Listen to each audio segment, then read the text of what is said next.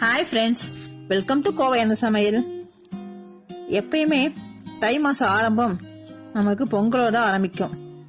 இந்த தடவை பொங்கல் நம்ம வாசப்படியில மண்பானை வச்சு செஞ்சா எப்படி இருக்குன்னு பார்க்கலாங்க.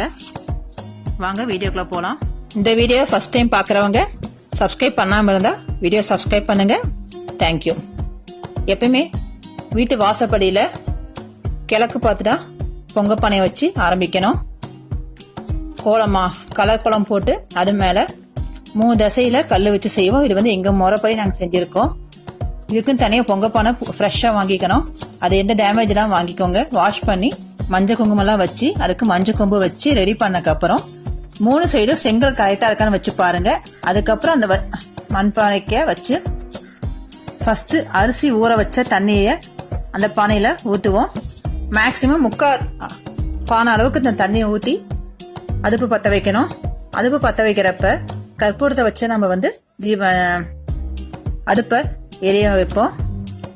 எப்பயுமே சன்னமா இருக்க விறகு வச்சோம் அப்படின்னா சீக்கிரம் வந்து அடுப்பு நமக்கு பத்திக்கும். பொங்கல் முடிகிற வரைக்கும் இந்த அடுப்பு அணையாம இருக்கிறது பாத்துக்கணும். பாருங்க 3 சைடு நம்ம விறகு வச்சனால நல்லா வந்து அடுப்பு எரியுது. கொஞ்சம் கொஞ்சமா நம்ம அந்த களைஞ்சு வச்ச அரிசி தண்ணியில நல்லா பொங்க ஆரம்பிக்கும். ஒரு சிலவங்க இதை பால் வச்சும் ஆரம்பிப்பாங்க. பால் ஊத்தி அந்த பால் பொங்குற மாதிரி செய்வாங்க. நாங்க வந்து அரிசி காஞ்ச தண்ணி வச்சுதான் யூஸ் பண்ணுவோம். நீங்க பால் கூட வச்சு இந்த மாதிரி பொங்கல் செய்யலாம். இது விடிகால 5 to 6 சூரிய உதயம் அப்ப செய்யற பொங்கல் இது. நம்ம முடிஞ்சா 3 சைடு வந்து கரும்பு கட்டி இது பண்ணிக்கலாம். நம்ம வந்து 3 சைடு கரும்பு வச்சுதான் நடு சென்டர்ல நம்ம பொங்கல் செய்யற மாதிரி செட் பண்ணிருக்கோம். உங்களுக்கு எப்படி முடியுமோ நீங்க எப்படி பண்ணலாம். பாருங்க கொஞ்சம் கொஞ்சமா அந்த பொங்கல் பொங்கி வருது. பொங்கி வழியறப்ப நம்ம சொல்ற முக்கியமான வார்த்தை பொங்கலோ பொங்கல், பொங்கலோ பொங்கல். இது நம்ம வீட்டுல இருக்க எல்லாம் சேர்ந்து சொல்றப்ப அதுக்கான மகிமையே தனியா இருக்கும். இப்போ நம்ம தேவையான அளவுக்கு தண்ணி வச்சுட்டு தண்ணி எக்ஸ்ட்ரா தண்ணி வெளியே எடுத்துடலாம். எடுத்துட்டு ஊற வச்ச அரிசிய பச்சரிசிய பானையை வச்சு 3 தடவை சுத்திட்டு அதுக்கப்புறம் அந்த அரிசியை உள்ள போடணும். இங்க வந்து நான் 1/2 கிலோ அரிசி எடுத்திருக்கேன். உங்களுக்கு எவ்வளவு குவான்டிட்டி வேணுமோ அதை நீங்க பார்த்து எடுத்துக்கலாம். 1/2 கிலோ அரிசி வேகிற மாதிரி பார்க்கணும் அப்படின்னா நீங்க ஒரு 2 கிலோ கெப்பாசிட்டி இருக்கிற பானையை வாங்கணும். நீங்க எவ்வளவு கிலோ வேகணும்னு சொன்னீங்கன்னாவே பானை கடையில உங்களுக்கு அதுக்கான சைஸுக்கு பானை கொடுப்பாங்க. பாருங்க நம்ம பச்சரிசி நல்லா கொதிக்க ஆரம்பிச்சிருச்சு. மேக்சிமம் நீங்க வந்து வெளியே வச்சு இந்த மாதிரி மண்பானை வச்சு செய்யறப்ப 15 to 20 மினிட்ஸ்ல உங்களுக்கு அழகா பொங்கல் ரெடி ஆயிரும்.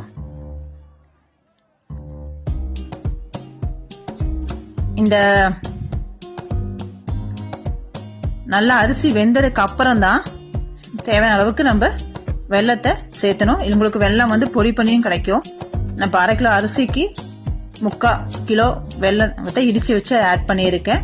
இது கூடவே பாருங்க கொஞ்சம் நெய்ய காய வச்சு அதுல வந்து முந்திரி, திராட்சை, ஏலக்காய் எல்லாத்தையும் பொரிச்சு உள்ள போட்டிருக்கேன். உங்களுக்கு அந்த எப்பயுமே பானை சூடு இருந்துட்டே இருக்கும். பட் மேல நம்ம தொடுற இடம் வந்து பானை சூடு இருக்காது. அதுதான் ஸ்பெஷாலிட்டின்னு எப்பயுமே இந்த பானையில. மேக்சிமம் அரிசி நல்லா குழஞ்சதுக்கு அப்புறம் நீங்க வெல்லத்தை ஆட் பண்றப்ப கொஞ்சம் லிக்விட் கன்சிஸ்டன்சில இருக்கும். பாருங்க நான் காட்டுறேன். வெல்லம் ஆட் பண்ணிட்டோம், நெய்யெல்லாம் விட்டு முந்திரி திராட்சை எல்லாம் போட்டு மிக்ஸ் பண்ணிட்டோம். லிக்விட் ஸ்டேஜ்ல இருக்கு. இந்த டைம்ல நீங்க அடுப்பை அணைச்சிடலாம். அந்த தணல்லையே கொஞ்சம் கொஞ்சமா அந்த பொங்கல் வந்து இறுகி உங்களுக்கு அந்த கரெக்டான கன்சிஸ்டன்சிக்கு வந்துடும். இப்பயே உங்களுக்கு இறுக்கமா இருந்துச்சுன்னா அந்த பொங்கல் ஆற ரொம்ப கெட்டியாயிரும். நீங்க செஞ்சு முடிக்கிற டைம்ல நல்லா லிக்விட் கன்சிஸ்டன்சி நல்லா கொலன்னு இருக்க மாதிரி பாத்துக்கோங்க. அப்ப அந்த பொங்கல் ஆறுறப்ப உங்களுக்கு நல்ல ஒரு கன்சிஸ்டன்சி நல்ல ஒரு பக்குவத்துல அந்த பொங்கல் ரெடி ஆயிரும். அடுப்புல அது மண்பானையில செஞ்சு பாருங்க. பொங்கலோட டேஸ்டே தனிங்க. எல்லாருக்கும் இனிய பொங்கல் திருநாள் நல்வாழ்த்துக்கள்.